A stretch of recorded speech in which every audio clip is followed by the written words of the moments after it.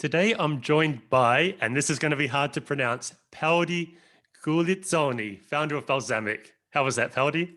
Very good, Steve. Thanks for having me. Thanks. It's a great pleasure to have you on the show, Peldi. In fact, when I launched this new iteration of the podcast, you were the very first person to contact me and wish me congratulations. And I knew then that I wanted to have you on the show someday. It's taken 18 months, but we're finally here. So again, welcome. Thank you. Thank you. Peldi, do you want to give us the quick version of what Balsamiq is and how it came to be? Just the quick story for now. Very quick, because I think that your audience knows about Balsamiq already, but we are a low fidelity wireframing tool. So it's useful to sketch user interfaces. So if you're making a website or an app for your desktop or for mobile, you want to sketch the key screens so that you can work on them with the developers and the designers and the potential customers in order to make them as easy as possible to use. And you do all this before you start coding, when it's a lot cheaper to do. We are a bootstrapped company. We've been around for 12 years. We've grown organically. We are now 33 people spread around Europe and the US. We've been remote since the beginning. And last year we had about $7.3 million in revenue. $7.3 million in revenue. Do you break that down into profit, or that's like an internal matter? No, I don't really know exactly yet because we still have to calculate it for last year, but it's usually around 25% profit, something like that. Okay. Yeah. Can I ask what you do with that profit? We give 20% back to the employees. We donate 3% of it to charity. And again, they're decided by the employees. And we leave a big chunk of it in the company in case there's a rainy day. And we have a formula to calculate that. And then with the rest, I take it as dividends. Okay. And you're the sole owner? Yes, my mother actually owns 1% of Balsamiq because of a technicality of the Italian system. Okay. Well, that's nice that you're looking after your mother anyway in the business. Well, I mean, she did give us her apartment rent-free for 4 years when I moved back from California. So.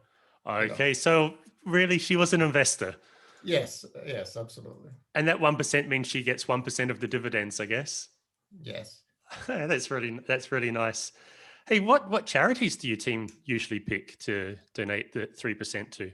Oh, it's all over the place because there's 33 of us, and each of us can pick 2 charities for their part of the nation. And so every year we have around 60, different charities. So it really goes. It's the spectrum. Anything you can think of, really. And do you do that silently, or do you make a point of mentioning on your website the charities you've donated to? No, the charity is not something to brag about, I don't think. I mean, you just do it because it's the right thing to do. No, I mean, sometimes we have highlighted some charity recipients just to give them more spotlight. But we've done it maybe a couple of times years ago. Okay, that's really nice. Yeah, that's kind of my approach to charity as well. Like if you give, like, don't use it as something to embiggen yourself. It's just something you do. It's just the right thing to do. Another thing that we're looking into is dedicating some parts of the profit to lessening our environmental impact. It's not easy to do right now, but we were just looking at the thing that Stripe just launched. And that looked interesting. That's where they use the money to fund some sort of carbon reclaim. Yeah. Okay. Ed, who's frequently on the co-host, is part of that program and speaks highly of it. It kind of got waylaid already in the introduction. So Peldi speaks frequently at conferences, and you can find several podcast interviews where he tells the full Balsamiq story, listeners. So we're not going to go into the whole history of how Balsamiq came to be in this episode. If you do want to hear that, an interview I really recommend is the Indie Hackers podcast with Peldi. I think Cortland did a really good job of really getting you to recall those initial days. So that's a great one. Yeah. Given that, for today's episode, I'm going to use this as a chance to ask you, Peldi, some questions that intrigued me about the way you run Balsamiq. So are you ready for the interrogation? Please, yes, bring it on. Okay, I've got the bright light shining at you. First, I want to talk about your allergy to analytics, assuming this still exists. So there's another podcast I listened to a few years ago, Starting and Sustaining, and you were on that. And you said that, and I quote from their transcription, you said, "We track nothing. We have analytics hooked up on the website.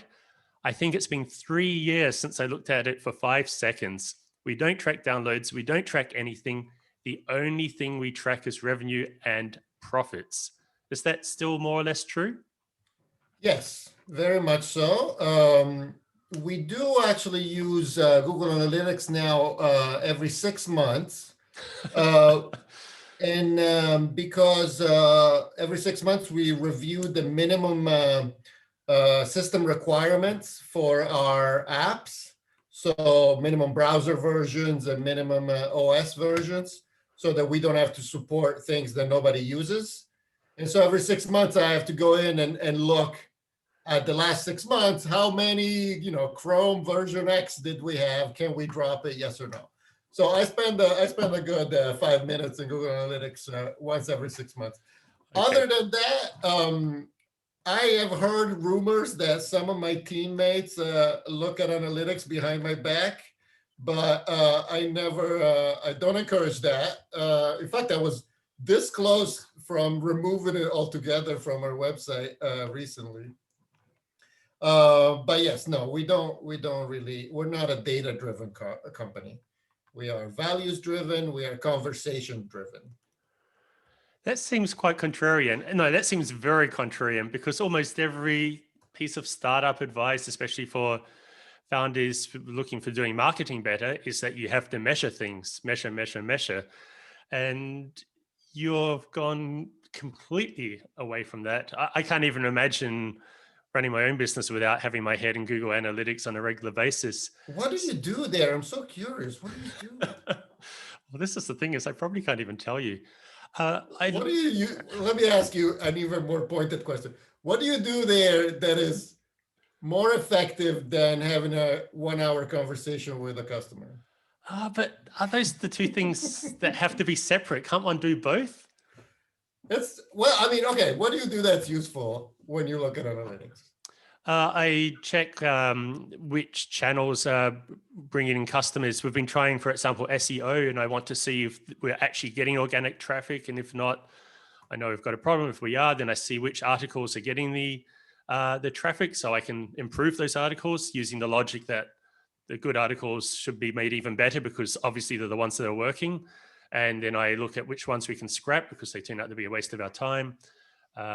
I look to see if there's been a sudden drop or increase in traffic, and then try and work out what that is, because it could indicate a problem in the business or an opportunity in the business. Now, I am overselling this. I don't do this as much as, you put me on the spot here and I've had to justify it, and I've come up with these things. But if I'm honest, I don't actually do this stuff quite so much. Often it's just a way to pass time. The problem with the business, right? Wouldn't you hear about the problem another way before you look at analytics? I guess it's, let me put it this way. Instead of cultivating a whole data generating machine, we cultivated a very tight feedback loop with our community and our customers. So if there's something wrong, we hear about it 1 minute after we ship it. It's obvious. Or, people just tell us whenever there's a problem. We have super fast support feedback loop too. And it's rich feedback, right? It's not like, oh, I think you have a problem. They tell you, somebody's using your logo on this page. Are you sure that, they tell you very specific things.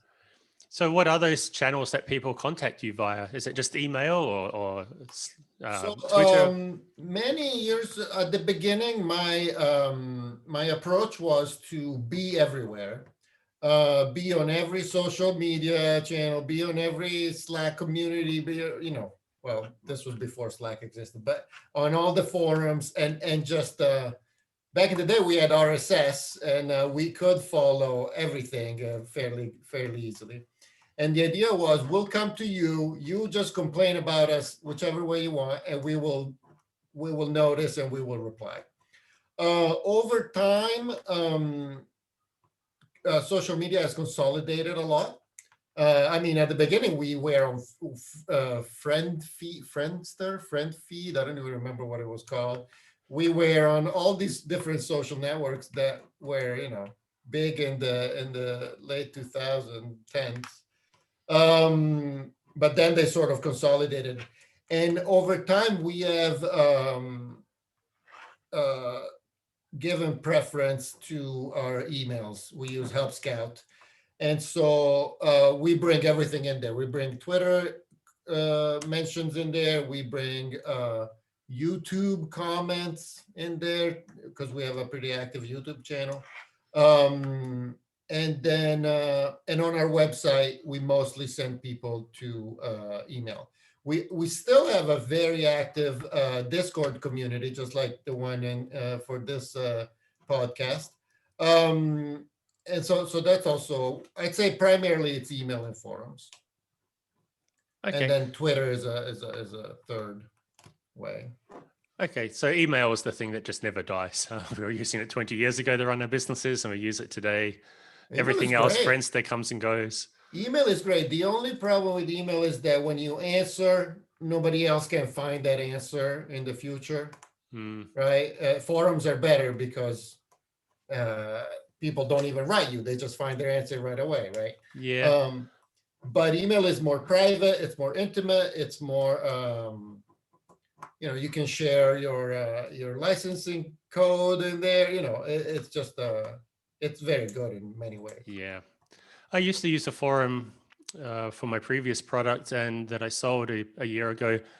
And the problem I had with the forum is that the first days or weeks or months were great, but then the content gets stale and people are finding the wrong answers to questions because things do change. And I never really solved that problem. And then Facebook became a big thing and people stopped using our forum and they just went onto Facebook anyway. So I closed it down eventually. Did you have that problem? Yeah, you have to guard on the forums for sure. You have to continuously trim and update the answers and close some things and add solved to the subject of some things. Yeah, that's a good point. Anything you do, any one of these new support forums or channels, it's a job you're bringing on, an ongoing job for yourself or someone on your team. Yeah, but it's basically part of your website. It's basically the self-help or community help part of the website. I would say that it's still worth having them. So Peldi, tell me, how does Balsamiq get new customers? You said like your marketing brings in people and you're not using analytics to know which marketing's working. So how do you get new customers? I don't know precisely because we don't track anything. We think it's mostly word of mouth. One of our company goals is be so good they can't ignore you. For those of you who can't see this, Peldi's just pointed to a sign behind his head on our video that says exactly that. Be so good they can't ignore you. Right. So we are product driven. So if the product is good, people will come. If the product is so good that is the best for what it does and it's so clearly positioned, and people will do come. And don't tell me this is Bazaar, because this is how Apple became Apple. It's all product first. But Apple was exceptional. I guess that's also the point you're making, is be exceptional. But it seems kind of along the lines of people who believe in build it and they will come, which a lot of people, when they build their first product, you get a shock to discover that nobody comes unless you actually do something about it. So, well, let me put it this way. We consider everything we do marketing.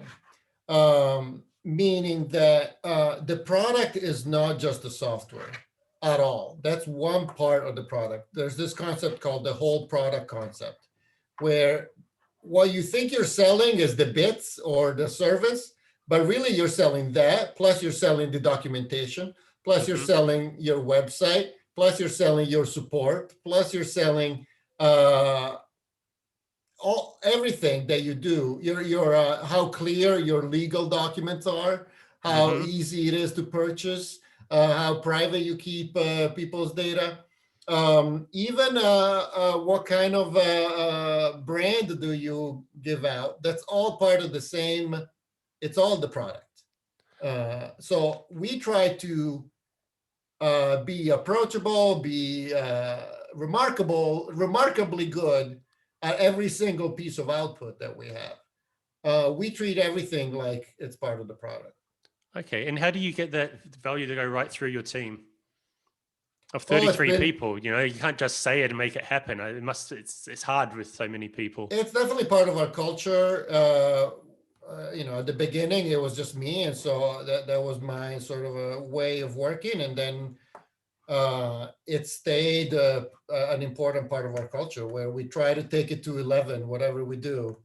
We have a checklist on our website called the Balsamiq marketing checklist, where we have a question. We're like, okay, this is great, but how can we take it one step further? How can we make this so good that people will copy this?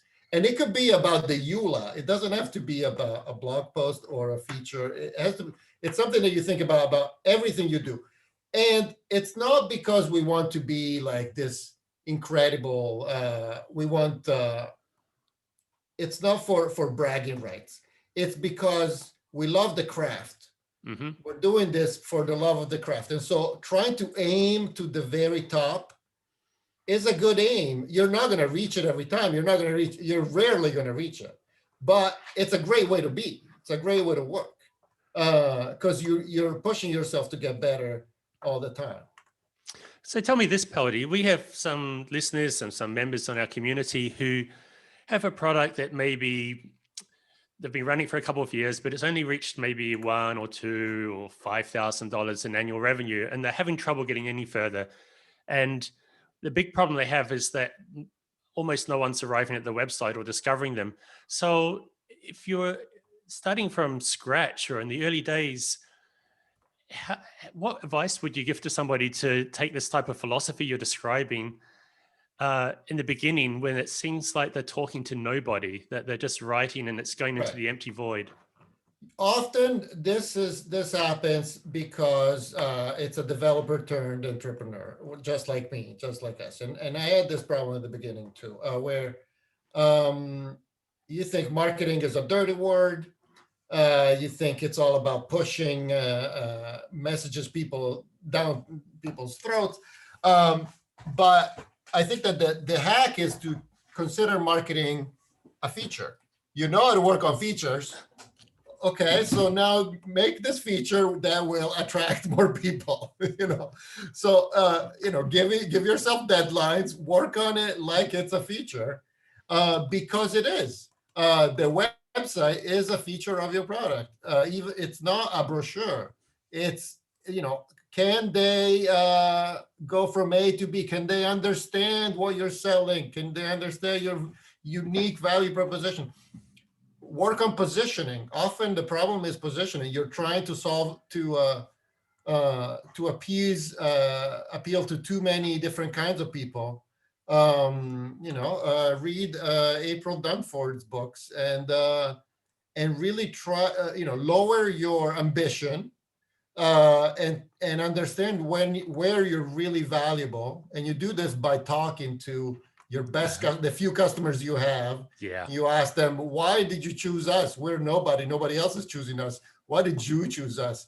And how can we find more people just like you? Right. And then they will, that's your sort of beachhead. And then then you can expand the market later. But yeah, the feedback that I will give is like, stop coding because your product is probably plenty good. You just have to find who is it perfect for. And but there are some cases where you got to give up because you chose a market that doesn't exist, Yeah. or a market that you cannot reach with the kind of company you have. You know. And that's a hard decision to make, right? It's hard to differ between a product that no one actually wants and bad marketing. Yeah. So I would say, I would advise people not to start a whole new category because that's very expensive. Wait, Uh, didn't you start a whole new category? Not at all. Not at No? all. You want to find a place where there are at least a couple of companies that are doing okay Mm-hmm. because they're proving that there is a need for this, there is a market for this, and then you want to be better than them. Okay. I was early, but I was not the first. There were a couple of products that were pretty crappy, but Uh-huh. they had been around for a couple of years, for a few years. Okay. So how often do you personally, and not your team, but you, Peldi, talk to customers these days? Oh, I have an office hours program where once a week I set aside an hour of my time for anybody who wants to talk to me. Okay. How do And people find out about that and use that? we have it's linked on the website, and then we talked about it in the newsletter, and we're gonna do a blog post about it. But plenty of people find it, and so I talk to at least a customer an hour a week through that program. And then other than that, I read some support cases sometimes. Now we have a 6-person support team, so I don't. It's not my job anymore. I shouldn't talk to customers anymore. Mm-hmm. We also have a user research team now, with one person full time interviewing customers full time. And Like so I read the 5 days a reports week now. or 4 days a week or something. I mean, there's definitely a bunch of time spent getting the pipeline full, but now we have one person who's going to do that so that the other person can do more interviews. I found that in the early days, when a product is very, how could we say, it does the fundamentals and not much more. And the people who sign up to become customers are doing so because despite the rough edges, they really want your product. I found those people just want to talk. They're so happy when you write to them and say, I don't mean to bother you, but I'd love if we could discuss why you're using it. I usually just do it via email because I still feel a little bit intrusive. And people just answer. They just answer and love to. Oh, they love it. They got on the train. They bet on you, right? So Yeah. of course they Yeah. want you to be successful. We also have a Slack community for our customers, so we communicate that way. And in there we have a group called VIPs, which is 5 or 6 people who we know will drop whatever they're doing and answer any question that we have. And so we rely on them. And we will do more than that. We also now have a customer advisory board. So it's a database of people who say, oh, whenever you're working on this kind of feature, let me know. And so that's someone a group that we can use for testing our designs before we implement them, for instance. Excellent. Hey, this is another thing I wanted to ask you about. It's kind of going back a little bit in the conversation, but it's always got my curiosity going about Balsamiq.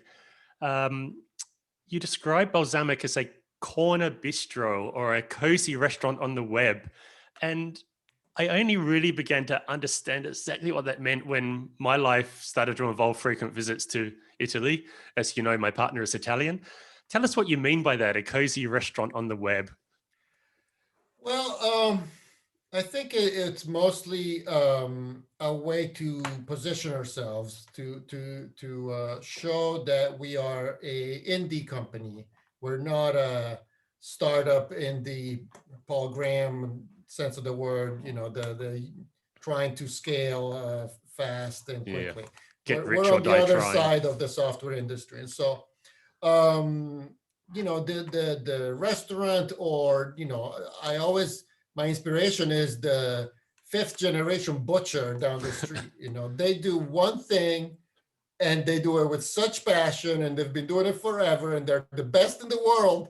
It's a tiny thing, but it's always a pleasure going, interacting with them because they're such experts and they're so passionate and they exudes this love for this problem, even if it's a tiny problem, right? Uh-huh. So, and that's what we are about. We want to own wireframing. We want to be the best in the world at solving the wireframing problem.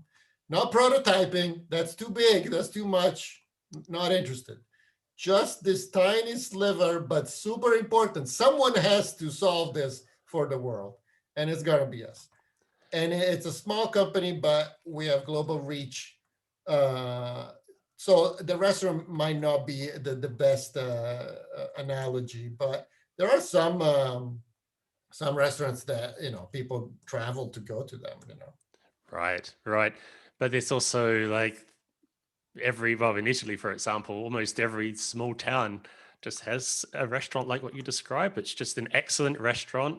It's not expensive, but the food's good. They have take pride in the full presentation and the experience. They'll come and sit at the table and just chat to you for a while because they're just Exactly. genuinely interested on how you're doing. And That's how we see our model, and it's not revolutionary.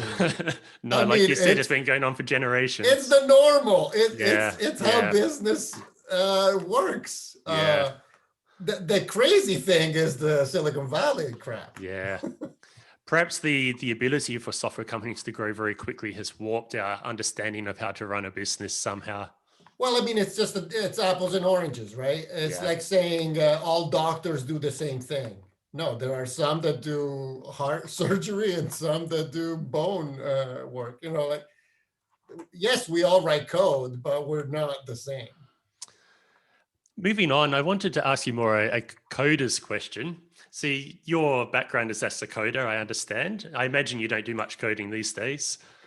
I still do a little bit, not on anything important. The team won't let you.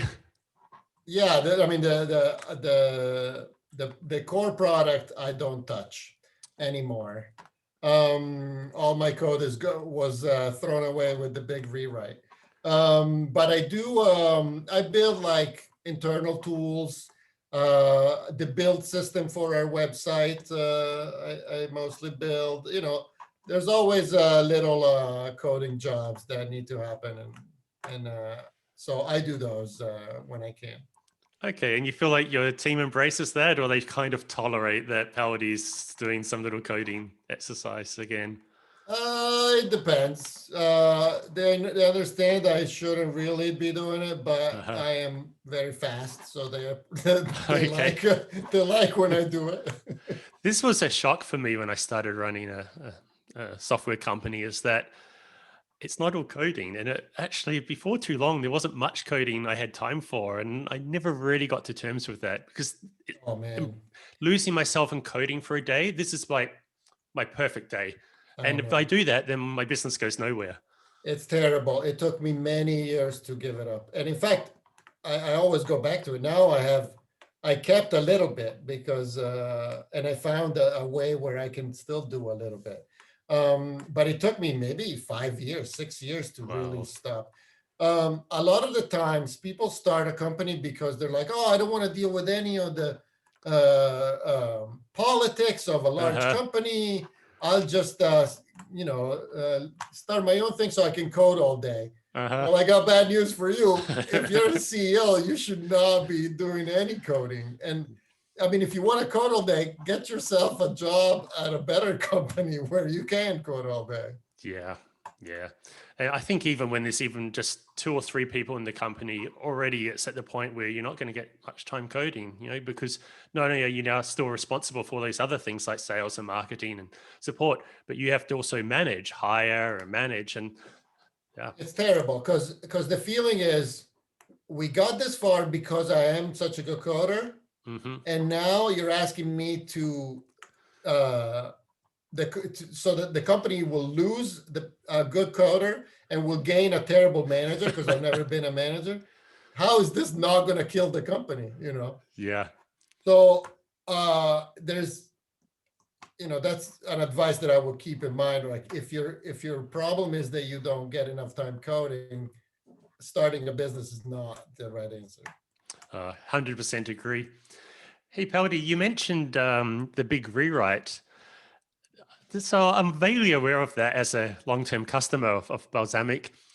You remember that Joel Spolsky essay, right? The Of course. things you should never do. He stated this, I'm going to read from my notes here. The single worst strategic mistake that any software can make is this: rewriting the code from scratch. Did you rewrite the code from scratch? We did. We did. And I absolutely agree with Joel. There is a tendency, which is very normal, for smart developers, senior developers. There's a tendency to want to throw it all away and redo it properly this time, right? Just because it's frustrating to have this big spaghetti ball that, it grew after years and years. You just want to start from scratch, because some people love that blue field, blue sky, like I can architect a whole new thing. That's one of the things that is most thrilling about being a senior developer, right? So sometimes people want to do it just because of that. And so that's why I think Joel is saying that is absolutely the wrong reason to do a rewrite. If it works, don't touch it. If it ain't broke, don't fix it. But nevertheless, you did a rewrite. Yes, sometimes you have to do a rewrite because we were built on a technology that was killed. And what technology was that, Peldi? We were built in Flash, which was a fantastic technology that in many ways is still today ahead of what HTML and JavaScript can do, even a decade after they decided to kill it, and I miss it very much. But it was clear that it was dying. And so, well ahead of the deadline, we decided that we had to get off of it, and so we did. So we rewrote the whole thing. And how was that experience? Pretty bad. About as traumatic as you expected. We were lucky that it didn't kill the company because we already had a bunch of momentum. And because we did it at the right time, but it took 5 years No way. Of a 12-year company. 5 years from the very beginning to the shipping. Wow. And during that, were you able to still do improvements on the old version, or did you just say no? For the first 3 years we had parallel teams. But we couldn't do too much on the old one because then we would have had to do it twice. Yeah. Oh, I can't imagine. Wow. I'm just mind blown. I had no idea. 5 years. At the beginning it was a 2-person team for a year or so.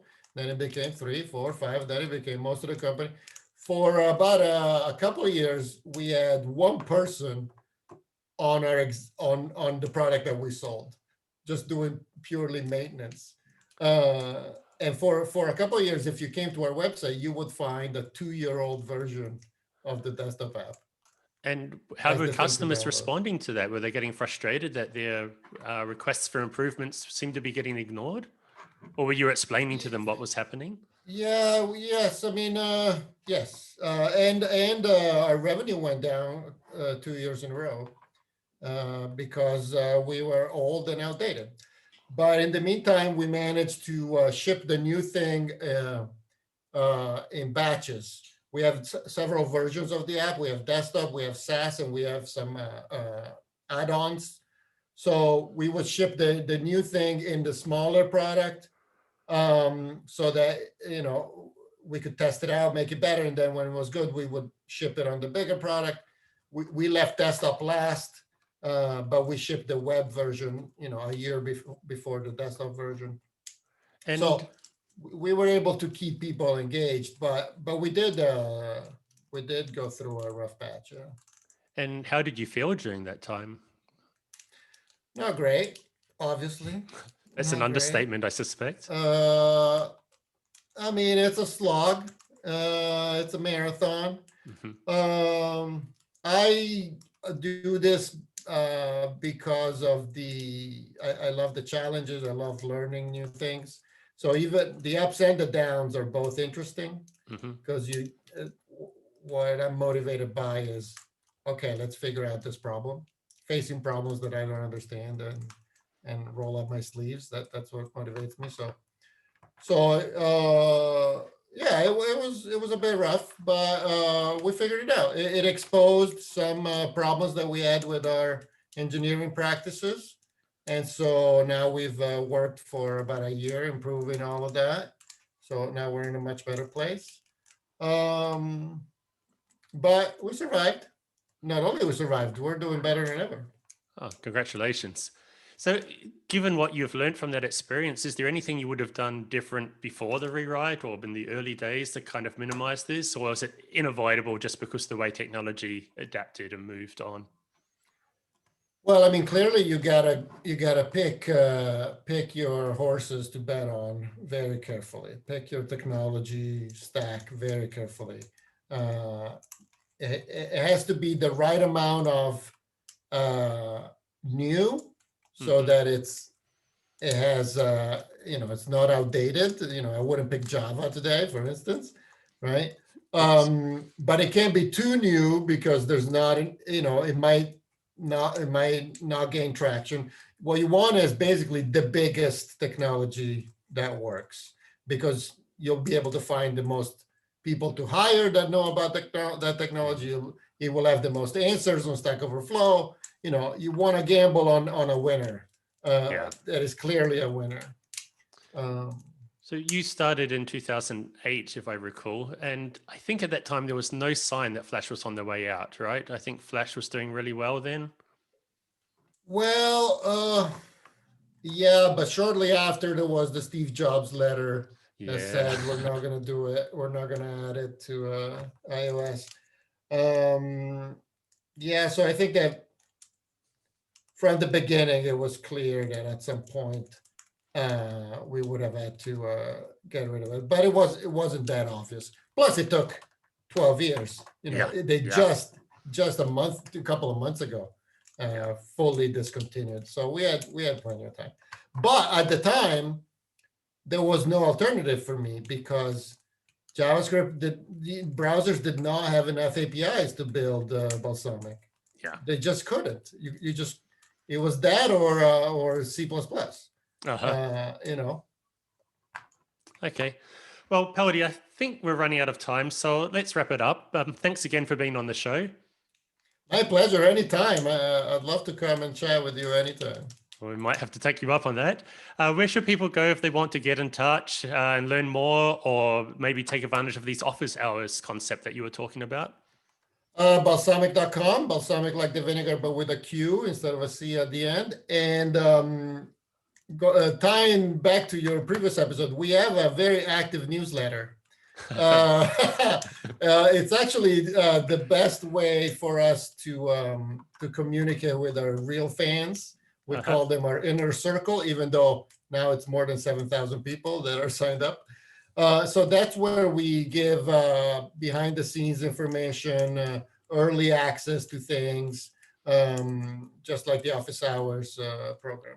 Okay, so they can just go to balsamiq.com and Balsamiq, and then you go company news, and then you sign up for the newsletter. Okay, just before we finish, I just want to tell one little story. And we're going to make the podcast about me and not you briefly. I'm going to tell the story of how Feature Upvote started from design perspective. So it was late 2016. I knew I wanted to do this. I had a small team, me and two other people, and they both were on holiday for a week. And I used that as a chance to sketch out my ideas for Feature Upvote. The product I used was Balsamiq. It was called Balsamiq Mockups at the time, but it's now Balsamiq Wireframes. I spent a week making up the different screens. The product today looks surprisingly like those screens back then. But then I did something that was a piece of advice. I'm pretty sure came from you, Peldi, at a conference somewhere. I saved that file as Feature Upvote version 3. Then I went through the mockups and I deleted anything that I thought was not essential for version 1. Anything, save that as version 1, and that's how we got started. So I just wanted to give you a bit of praise to say that Balsamiq was a important tool for the beginning of Feature Upvote. That's now the company that brings in my income. So thank you. That's awesome. We'll share that story with the team because those are the things that keep us going. We love those stories. And that tip of considering a design version 3 is still a good one, I think. Our brain is not able to conceptualize version 1 and then 2 and 3. It's much easier to go to do 3, the full thing, and then cut back. The advice did me well. So it was you who said that, right? Yeah. Acknowledging the right person. Okay, well, let's end it there. So Peldi, thanks again, and bye. Thank you. Bye, everybody.